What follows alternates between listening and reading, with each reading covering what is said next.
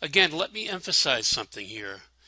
My goal here is not, repeat not, to get students to write grammatically correct sentences. If that were my goal, I would permit sentences built on is and were. They are very easy to write. I am aiming much higher in this course than merely grammatical sentences. I aim for powerful active verb sentences, the kind of sentences that professional writers produce, the kind that George Orwell or E.B. White or Daniel Defoe would produce. I do this because I don't believe in going halfway.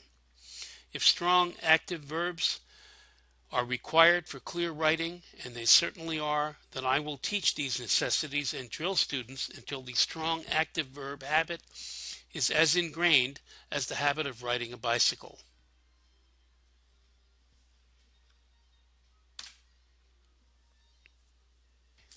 In week 8, we come to the skill called sentence length control. This is an easy skill and students enjoy it. It's a snap next to the complexities of the previous module on active verbs. I tell students that really readable writing is known to display an average sentence length of 15 to 17 words per sentence. This has been scientifically established, by the way. Students have never thought about this before, and it's easy to understand, especially easy after the long, hard work they went through mastering the active verb style. The key here is to control the average sentence length. Some students believe they are being asked to write in sentences that are all 15 to 17 words long. This would be a terrible mistake, and it must be vigorously opposed. During several kinds of exercises, students learn how to count the number of words and periods in a passage and how to figure the average length of each sentence. Students learn easily that a very short sentence, maybe a 6-word sentence, lowers the average word count dramatically. I tell them that very short sentences, even down to 2 words, are okay. They try these very short sentences out and are delighted to see their effect.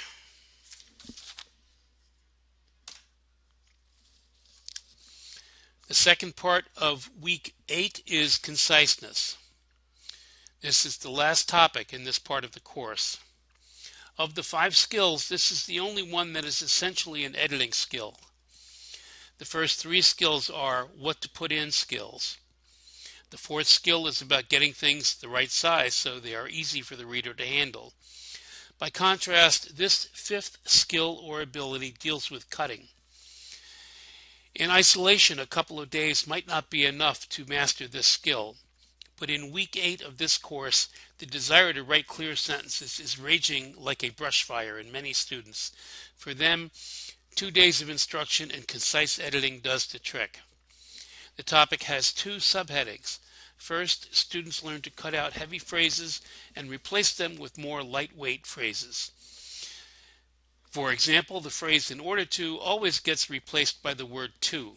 Students are given an hour or 2 of practice doing this kind of editing. Then students learn to cut syllables. This is even finer work. Here we discuss how to replace long words with short words, and we give it a try.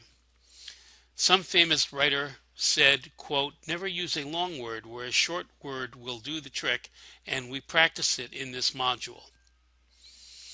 At this point in the course, about 8 weeks in, a good many student papers are ready to hand. So I cut sample paragraphs from those papers, paste them together, copy them, and use them as exercises. The point of this module, to reduce it to a single phrase, is you can learn to cut your own flab. Here's the step diagram again. With the conclusion of these 5 modules, we have finished climbing the steps. At this point, often 3/4 of the class really understands why this vivid, clear style works, and they are able to produce it at will. They are writing sentences and paragraphs that even E.B. White would admire. By the way, we do regularly look at the work of E.B. White and other experts in the simple, plain English style. At this point in the course, I am very dramatic and stress the fact that we have reached the top of the stairs. I say something like this. Okay, students, you have climbed the steps and you have mastered the clear English prose style. Congratulations, you are now writing much better than most freshmen in this or any other college. You are even writing better than a few professors, I would say. At our next meeting, we enter a new phase. Next class, we begin a new set of skills, those you will use in organizing an essay.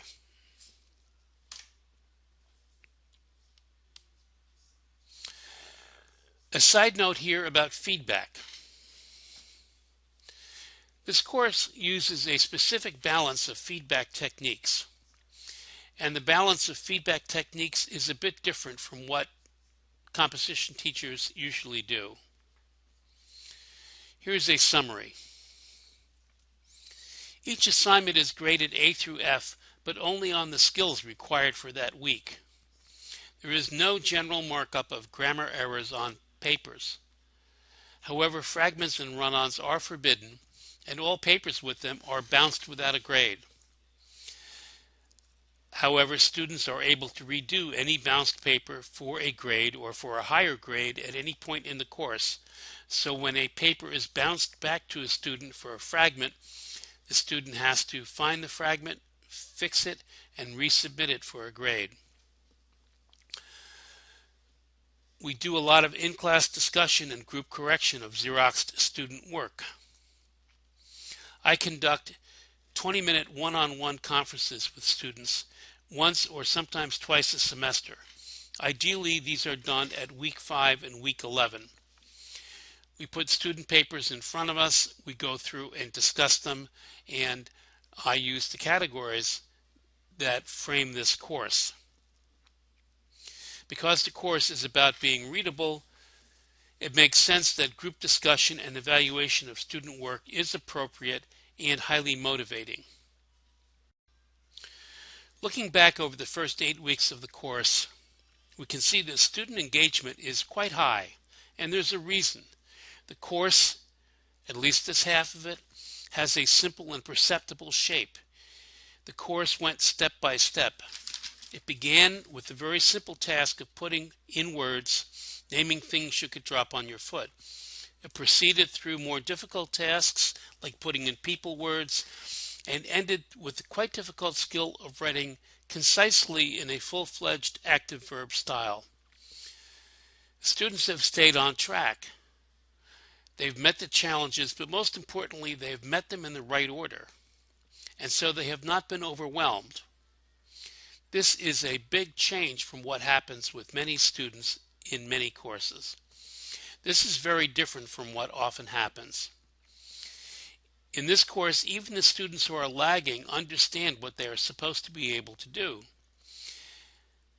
They can see their peers doing the right things.